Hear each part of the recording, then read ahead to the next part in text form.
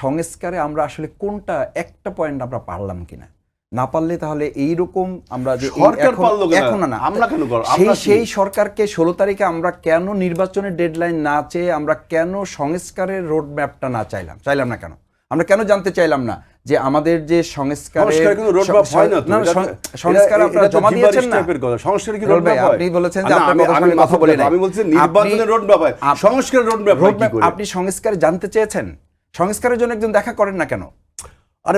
সংস্কারে দেখা করেন, প্রশাসনকে বলেন অন্তর্বর্তীকালীন সরকারের জন্য এইটার জন্য আন্দোলনে ঘোষণা দেন। আপনি নির্বাচনের জন্য আন্দোলনে চলে যাবেন, নির্বাচনে আপনি না গেলে নির্বাচন আদায় করে ছাড়বেন, জীবন দিয়ে দিবেন।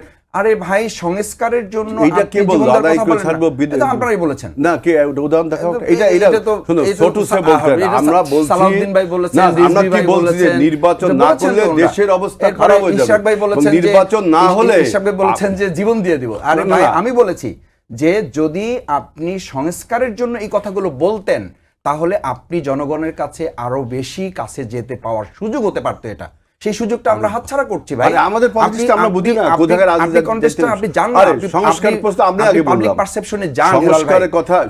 আমি জানি না যে আপনি আপনার খুলনায়, আপনার ঢাকাতে কতজন মানুষের সাথে আপনার এই পারসেপশন নিয়ে আলাপ হয়। আমি তো আজকে ওখান থেকে এসে আপনাকে কথাগুলো বলছি।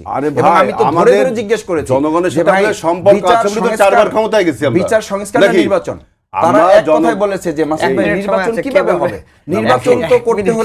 নির্বাচন করতে হলে তো বিচার এবং সংস্কারের একটা মিনিমাম ধাপ, আমরা যৌক্তিক কথা বলি।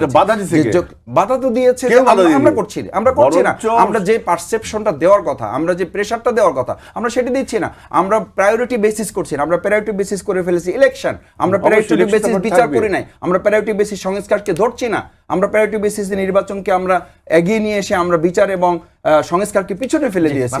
সঙ্গত কারণে আমি বলছি যে আপনি নির্বাচনের কথা বলেন, নির্বাচনের পিছনে দরজার কথা তো প্রশ্নই নাই। নির্বাচনে আপনি বলেছেন যে জামাত ইসলামী 300 আসনে ডিক্লেয়ার করেছে। জামাত ইসলামী একটা রাজনৈতিক সংগঠন, জামাত ইসলামী রাজনৈতিক সংগঠন, নির্বাচন তোমরা চাও না।